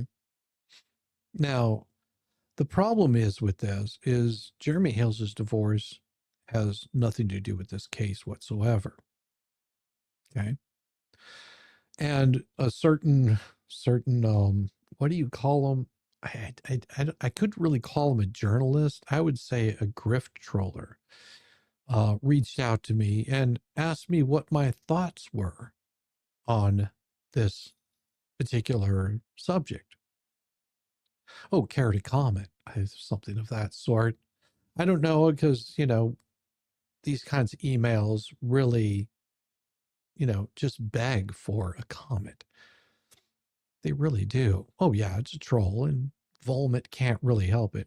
Now, a joke list would actually have something more to do. But no, it was Volmit reaching out, begging for relevance, asking for some sort of comment from me. What do I think about this? Well, the interesting thing is my personal opinions aside, would be, what business is it of yours? I mean, I'm sure that it's a public record. It's not something that I go digging for because it doesn't change where this person is now or their actions that are happening where they're suing somebody for defamation. Nowhere inside those divorce proceedings has anything to do with defamation. Nowhere inside those divorce proceedings does it have any threats of violence, pew-pews being pulled out on people, arrests, multiple complaints, messing with someone's business. Inside those divorce documents were two people that decided they wanted to move in separate directions. And divorces are always going to be nasty. I can only name one that was worthwhile. That turned out good in multiple different ways. It was a very amicable divorce. I was with my sister and my brother-in-law. That was probably one of the most amicable ones. They had two grown children that were on. They both their children were off. One was in the military, one was in college. So they were both out of the house, and they felt the need to move on. They had a business that they operated. They sold the business, split the funds from that. She kept everything from her 401k. He kept everything from his. They sold the house. They took the proceeds and split that down 50-50. If there was anything that she wanted that she was interested in keeping from her life, she was more than welcome to keep it, especially if it was something that came from her mother, grandmother, great-grandmother. He was welcome to give those to her, as she did the same. So that's very amicable. So whenever you start going over somebody's personal divorce, which all divorces, as I said, as a general rule, are just going to be a shit show, because there's a reason why people get divorced. It's because, well, they find incompatibility. But back to where it really comes to light here is showing that these have nothing to do with the current case. Unlike Volmit's, behavior, unlike little, what's it, Chucky, Paint Chips. Paint Chips' issues that he has with multiplying proceedings, and then you've also got the Bubbles and his disregard for following the law. And of course, the PR teams that they do their little PR stunts, and the actions that Lynette has committed, John Cook. Those things are relevant because they're the ones being sued in this. It goes to show relevance to what's been happening. So whenever somebody comes jumping in my email box and decides they want comments from me, what do you think I do? Do you think I give them comments in an email? No, because then it's just a back and forth and nothing ever gets resolved because they feel like they have to have the last word. But see, my word is eternal on this. And it will be memorialized here tonight. It is about time. Let's break this mother down. With Shizzy, Wiz, Nut.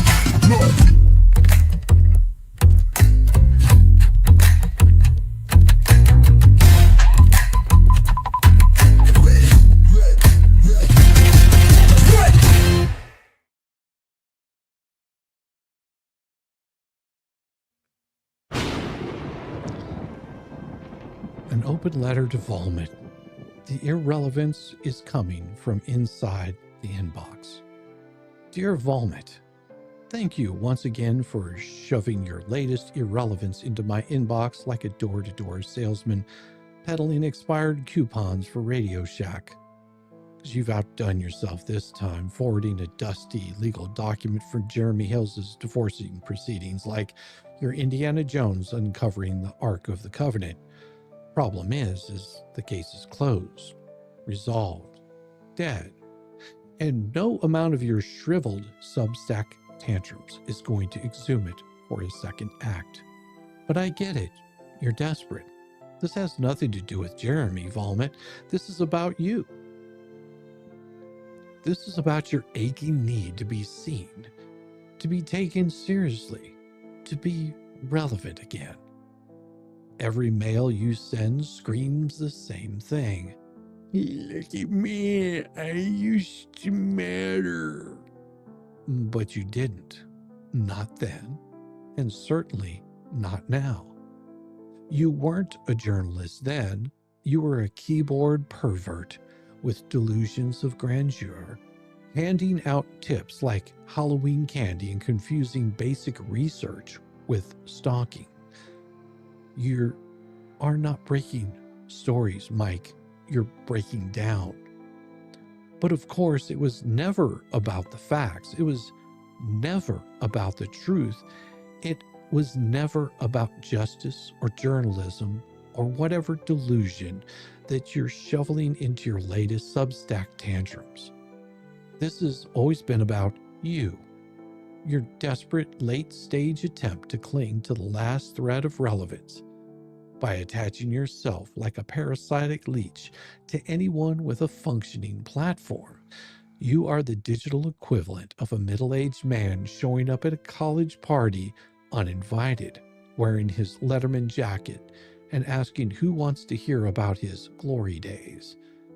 Your attempt to smear people by digging through old court records is kind of limp, lazy tactic that even TMZ would find too cringe. Sending a document from a resolved family court case in 2022, what's next? Forwarding someone's old Blockbuster rental history? But let's be honest, you didn't send that document because it was newsworthy. You sent it because it was easy. You think that because you can type Jeremy Hales into a court records database, you've cracked some Watergate-level scandal. You didn't uncover anything. You didn't investigate. You didn't even contextualize. You just forwarded paperwork like a petty ex who thinks dropping an old voicemail makes him a truth teller. You didn't even know what you were trying to prove anymore. Jeremy had a divorce? Well, no shit, Sherlock. You're going to need to do better than that, Chief. People get divorced every day. Some even escape marriages with less embarrassment than you bring into your own life. You treat every piece of paperwork like it's a smoking gun, but you never seem to realize that the only thing getting shot down is your credibility. It's like getting halfway there and not able to perform. So here's the truth, Mikey. You're not an investigative journalist. You're a digital squatter. You camp out in the inboxes and comment sections of people greatly more successful than you will ever be, tossing around PDFs like monkey dung and hoping that something sticks. So you want a comment? I'll give you one. Multiple women accusing you of exploitation, manipulation, and deception. Allegations of emotional and physical abuse. Distributing confidential medical records of your own child for content. Threatening a social worker until mistrial was declared. Spending your days in mommy's condo while pretending you're Woodward and Bernstein rolled into a Reddit mod. Threatening a social worker until a mistrial was declared. You're the first guy to point fingers and the last asshole to look in the mirror. And every time you get called out, you do the same dance. A rant, a block, a post, a pity play. It's like watching a toddler slam their juice box on the table and scream, "Pay attention to me." You want more commentary, Volmit? Well, here it is. Your Substack should be filed under Confessions of a Deranged Edgelord. You're not an advocate. You're not a whistleblower. You're not even a journalist. You're just a punchline in a joke that stopped being funny the third time you sent a court filing as a gotcha. You didn't fall from grace. You swan dove into disgrace, cannonballing into your own pool of self-righteous excrement and daring anyone to call it clean water. You preach about accountability while dodging your own, from allegations of physical abuse to threats against social workers to distributing confidential medical records of your own child to win some social media pissing contest. You scream about protecting your children while allegedly traumatizing your own. Let's not forget the women, the real women, the ones who lived with you, the ones who made the mistake of trusting you, the ones who now speak out not because they want fame, but because you turn their lives into your self-aggrandizing content buffet. You love to call out grifters, but you never seem to mention the money you took under the table, the favors you begged for, the child you refused to support, the stories you fabricated. You act like getting a judge to throw out a case because of your unhinged involvement is proof of your journalistic credentials. It's not. It's proof that you're unstable, you're reckless, and utterly unfit to speak on anyone's behalf, especially victims. You think you're exposing people, but all you're doing is projecting. Every accusation you hurl is a confession, moron. Every email you send is a window into your own obsession with control, with narrative, with yourself. Let me be very clear. You are the villain in every short story that you write. Even your own son doesn't get spared from your need to be the center of attention. That's not journalism. That's narcissism with a keyboard and a fetish for PDFs and whatever pieces of dingleberries you can scrape from the ass cheek of paint chips. Let me get a divorce order. Let me send something back, a mirror. Look into it, vomit. You won't see a truth teller. You'll see a grown man trying to claw relevance out of the ashes of failed relationships, court sanctions, and a collapsing reputation. You'll see the coward who couldn't face fatherhood, who ran from responsibility, and who now flails at strangers online because no one who actually knows you will pick up the phone anymore. And since you want to dig into people's private family members, why don't we turn the spotlight where it belongs, on you? The grown man in his 40s still living in mommy's condo, the keyboard warrior who couldn't support his own son but found $12,000 to hand to a woman who ghosted him in the moment the check stopped clearing. The self-proclaimed father who got caught screaming at a baby over FaceTime, then had the gall to claim he could read his emotions from 3 states away. You're not a dad, you're a tantrum in search of a witness. Let's not forget the trail of women you've left emotionally scorched. Victims, survivors, single mothers, each one more broken from their time in your orbit. You don't lift up people, Mike, you drain them. You use their trauma to fuel your ego, their pain to pad your follower count. You don't tell stories, you steal them, mutilate them, and repackage them as proof that you still matter. You are a predator with a publishing platform. Your obsession with Jeremy Hales is past creepy and gone straight into restraining order territory. You've been radio silent on your own failures, but you can't stop yapping about a guy who simply moved on with his life. And you can't stand that he did. You hate that people respect him, follow him, listen to him. You hate that he didn't crumble under your recycled accusations and secondhand smear jobs. You want to be famous? Congratulations, you're infamous. You are the cautionary tale, the ghost of clickbait future, the unpaid intern of outrage culture who never got promoted past creepy. Let's call your bluff, vomit. You want to talk court? Fine. Let's talk about your trail of toxicity, the exes, the lawsuits, the custody battles, the confidential records you allegedly handed to strangers on USB drives like some perverse secret Santa. Let's talk about how you manipulate desperate people, especially women, to fuel your deranged fantasy of journalistic martyrdom.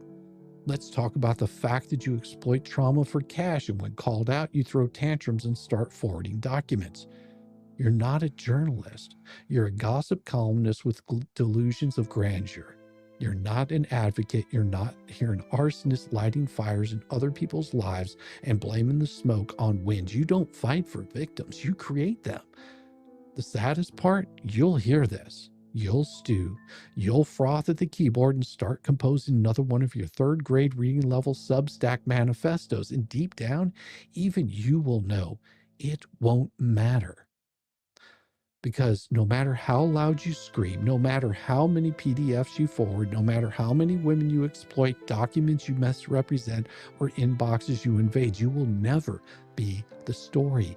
You will just be the joke, because you're not exposing anything except your own decay and rot.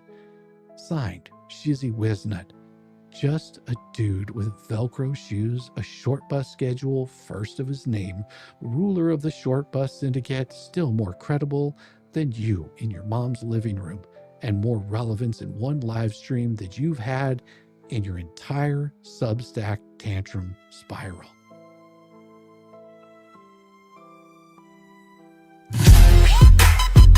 It is about time. Let's break this mother down. With Shizzy, Wiz, Nut,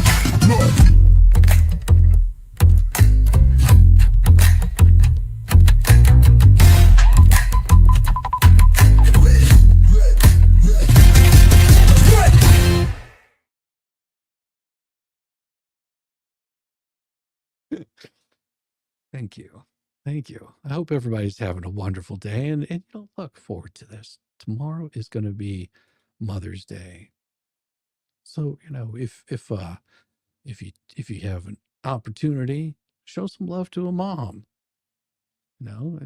or, at least someone that could be a mom, it's for them.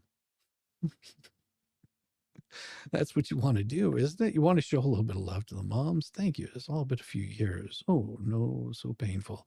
Torched another. I would not want them anywhere near my kid. Well, that's a personal preference. Like I said, most of what I do here is for fun. It is for fun.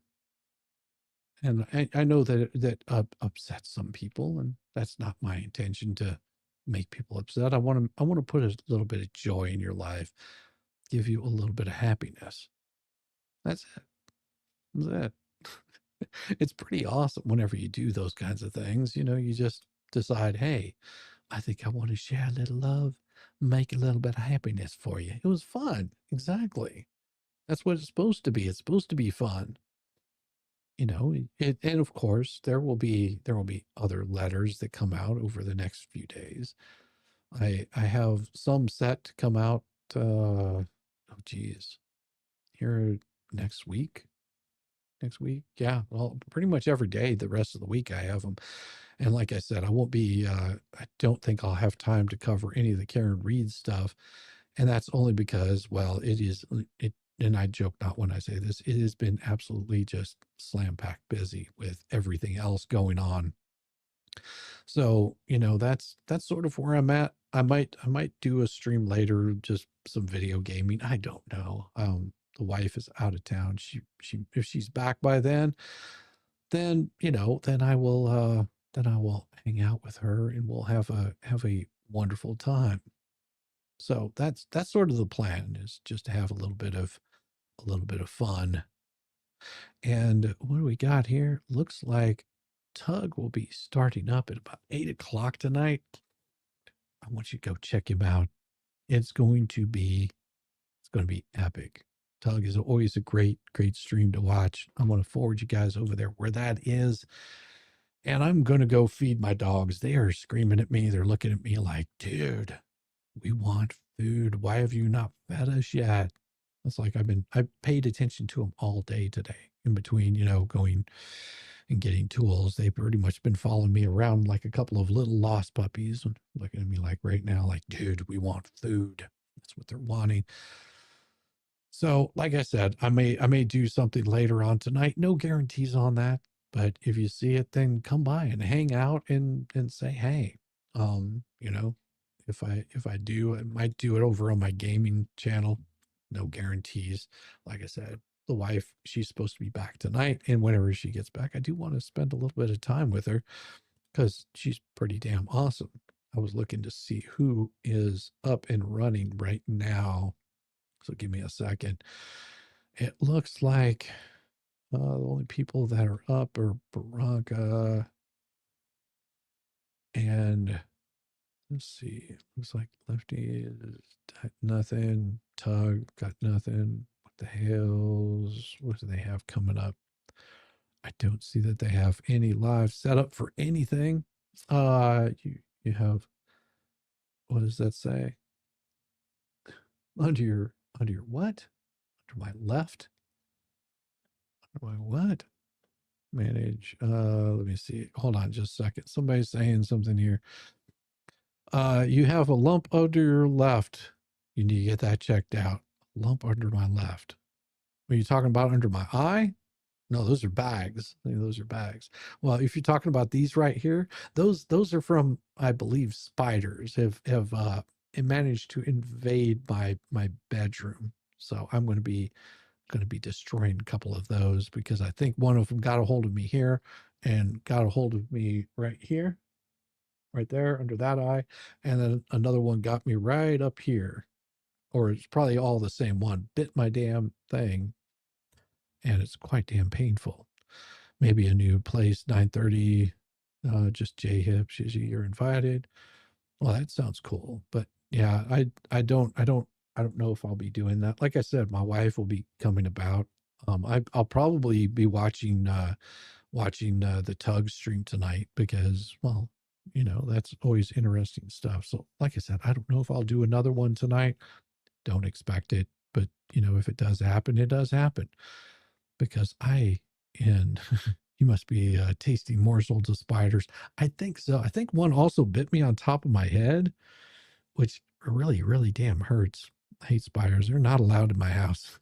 Spider bites. Our spiders don't bite, but they're just big and stare at you. Well, that doesn't happen. Under my left eye, under the bag. Yeah, that's that. Let's see, left eye. This is my left eye. I hope that's what you're saying. If you're talking about that right there, that's a spider bite. It's not a lump, it's a spider bite. I'm serious.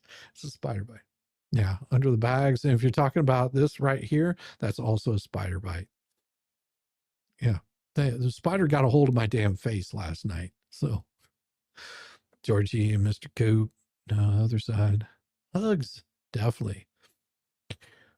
But with that, everybody have a wonderful night, and we will see you. We'll see you again.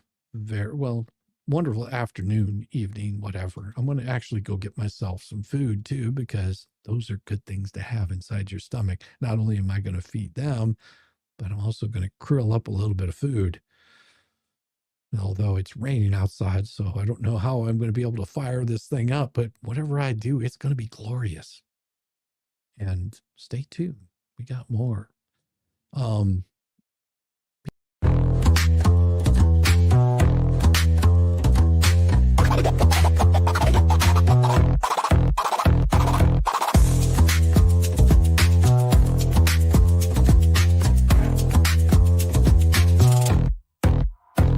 Oh, you thought I was done, bless your heart, but I'm still living rent-free, it's a work of art. Call me daddy, call me nut, call me the goat. You're paddling upstream while I'm running this boat. You say, I don't care, yet you're glued to the screen, caught up in my glow while you stay unseen. Your shade's like a breeze, it's barely a draft. Meanwhile, I'm the Picasso of roasting your ass. You say you're over me, oh how cute, but here I am, still the star of your loop. You're my biggest fans, don't even deny, so grab some popcorn when daddy goes live. Live.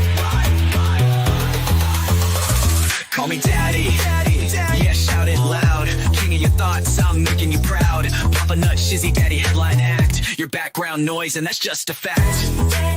Let's face the score. You hate that you love me, but you keep wanting more. You're like a dog chasing cars, you don't know why. But here you are, barking while I touch the sky. Your comments are gold, such comedy gold. Who hurt you? Oh wait, it's me, I'm told. You're keeping tabs like an unpaid intern while I'm cashing checks. When will you learn? Your timeline's a shrine to every move I make. I'd say thanks, but you're a nasty skank. Oh, shizzy's washed up. Yeah, sure, Jan, yet here I am, the centerpiece of your plan. You hate watch my stream like it's Oscar night, but guess what, kiddos? I'm still shining bright. Call me daddy. Send in your bread. I'm still rent-free in your effing head. Papa nut shizzy daddy on your brain. I'm your mental landlord, you can't complain. Let's keep it real. You hate that I'm winning, but you love how it feels. Oh, I'm sorry, did I break your streak? You tried to ignore me for like half a week, but daddy's too spicy, you can't look away. I'm the train wreck you need every single day. So while you're out there with your plastic clout, I'm here sipping coffee watching you freak out. You're irrelevant, wow, what a take. Now go rewatch my vids while I count how much I make. I count how much I make. Call me daddy, yeah, own it now. I'm reading your brain and you don't know how. Papa nut shizzy daddy, let's set the bar. I'm the constellation, you're a burned out star. Embrace your role, cause I'm the main character. You're just an old ragged ass burnt out troll. So that's your bedtime story, kids tucked in sweet and snug. Shizzy daddies forever, you lose and you're stuck in the mud. Now say goodnight to Papa Nut, your mental pain. Oh wait, you will see me tomorrow's agenda, will see me tomorrow. Same obsession, same effing thing.